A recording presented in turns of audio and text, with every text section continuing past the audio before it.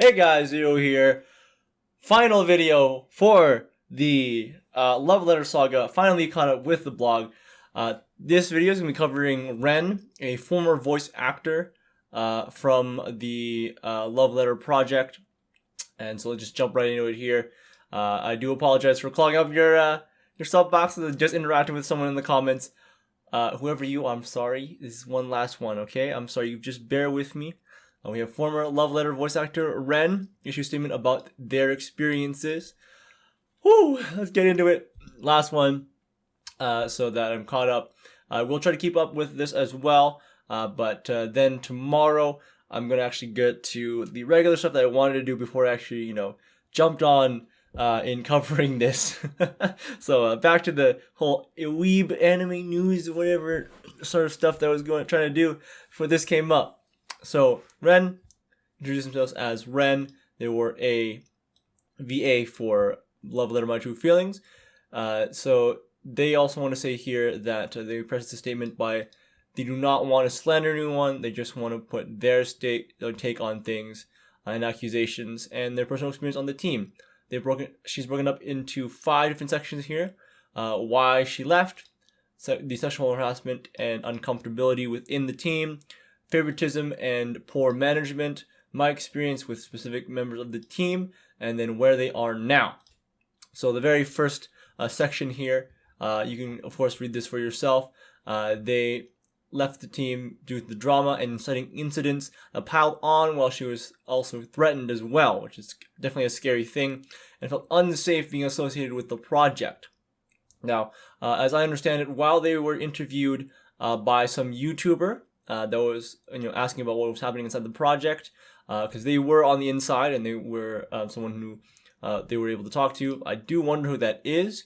They felt put on the spot and maybe mocked for defending who she felt was a friend. She felt very scared because she was associated with Love Letter, and it was unfortunate. She was believing a lie, as I stated in my video. One of the other on my anonymous source, they said that, oh yeah, I believe in this project, blah blah, and then it turns out, oh yeah, they were lied to.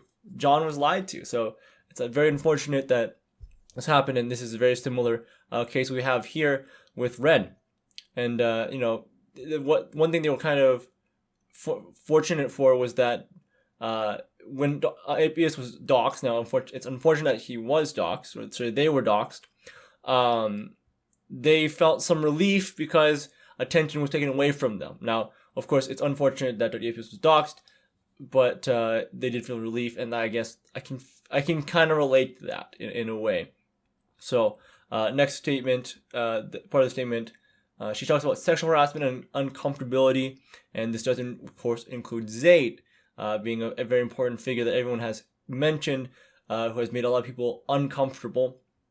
And so we continue down. It says Zayd seemed always to be a problem. They had bad vibes coming from him. And if for some reason it seemed like, again, 90% of their vocab, I state here that it seemed like he always talked about himself, was very narcissistic or eccentric. And it's a shame. And it became a bit of a gag for some reason. It felt like a gag whenever he asked anyone, like, oh, have you watched my video? Have you liked my video? Like, I understand kind of the mindset of a YouTuber, as I am one. But there's a certain level of, like, I guess, humility you have to have. And apparently he doesn't have that kind of filter from what I'm seeing.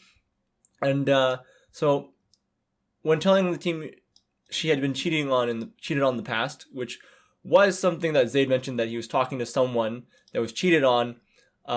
She jokingly said that that's why she watched Zayd's video, if I'm correct. And Zayd took this as confiding in him and reaching out.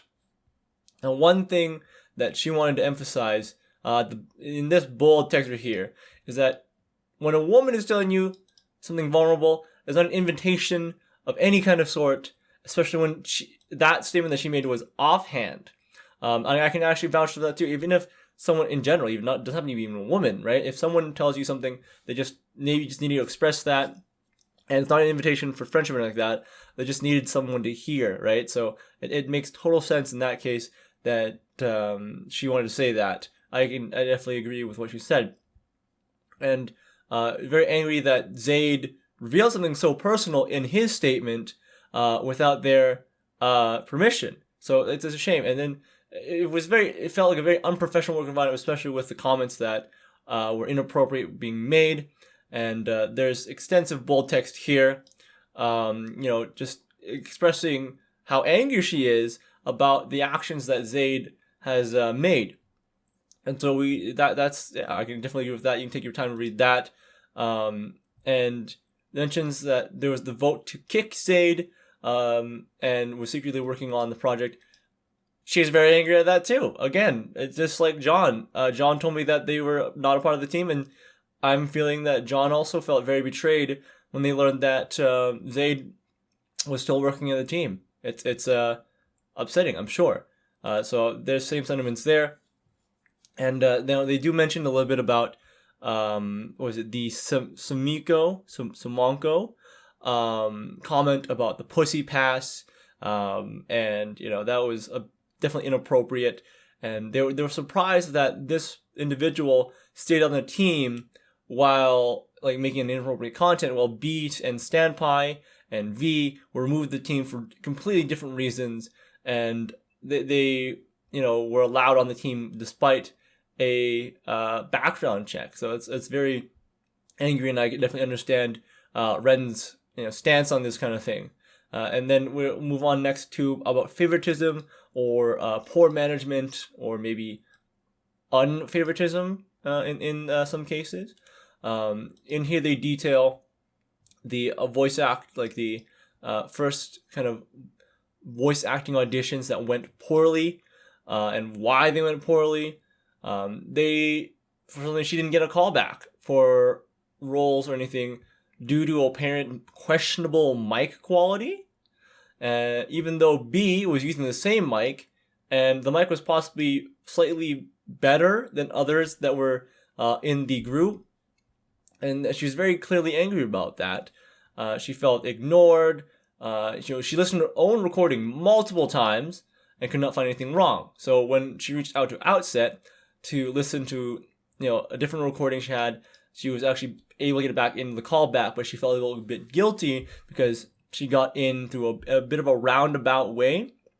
And she was confused though, because she has knowledge of the other about two VAs who definitely had questionable mic quality, but yet they still had their roles. And another thing that was suspicious was that someone, I can't remember the name right now, not Stan, it was Roman, someone who didn't want to give up their role got their role back, which is really confusing, right? So later on, I believe, let's see, I can't find out where, but she apologizes for betraying B, V, and Standpie because they were asked to block Standpie and those three, and so it's really sad. There it is. This information discussed before, they had to block them to stay on the team, which is really sad. After that, there was auditions round 2 that apparently went much better, and they wanted to clarify things about the management. And so they say here that no matter what is said, no people were posting on the blog were not martyrs who were fired for speaking against management, because apparently Ren had spoken before, so there are other reasons that are still unknown to us right now.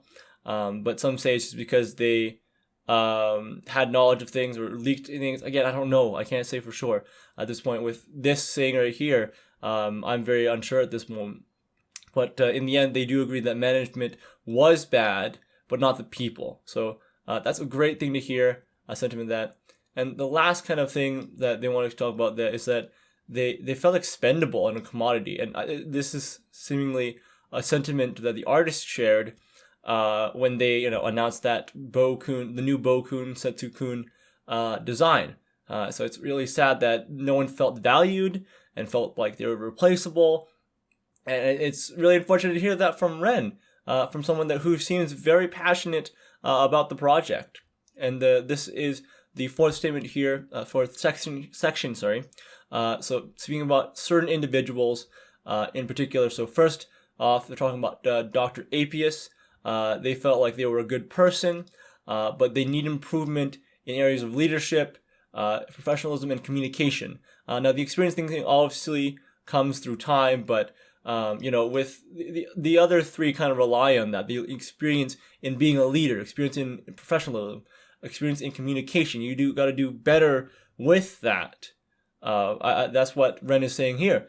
And one definitely final thing is about issues regarding lying, because they were lied to about being trans to avoid criticism of their previous project, Dr. Apius, and lied about not being narwhal, and endangered Ren for defending them. So that's horrible. They wish the best of luck, but again, it's just they need to improve. That's what is said here. Statement 2 so next is Outset Isle. Also a good person, but needs better improvement for communication and experience on the way of actually talking to creative people about voice acting, their art, and other volunteer quality. And the final person they want to talk about is Roman, a nice person, but they felt like they shouldn't have been on the project due to their age. He was very young. I believe he was 16 at the time. I remember saying that multiple times through my videos. People didn't really trust him, felt uncomfortable about being manager. So the lack of experience being a manager is definitely a big thing. Lack of creative direction and lack of filter, meaning that he said questionable things that are not safe for work or bad jokes. And the final point here, point 5, the final conclusion, I know it's numbered differently. They were passionate about the project, grateful for the people that she met. She really blames the people who made people feel unsafe and felt fear about waking up to being doxxed or other negative messages, and felt very much free when she left the project. She wants to continue doing VA work, but wants to put this aside, wants to put aside a love letter, and wants to make amends to those that she have wronged, and asks current team members to listen and read what is being said on the Love Letter Confessions blog and the criticism so they can learn from it. And that is the end of that. I thank you guys very much for joining me today in all 6 videos. I apologize again for the flooding stuff. It was my fault for not keeping up with blog posts, but I hopefully can do a little bit more slower content on that and upload more pop culture stuff for you guys in the future. If you want to check out my playlist of love letter stuff, you can see it over there. Subscribe to the channel for more commentary on other things other than love letter, and I'll see you guys in the next video. Boop!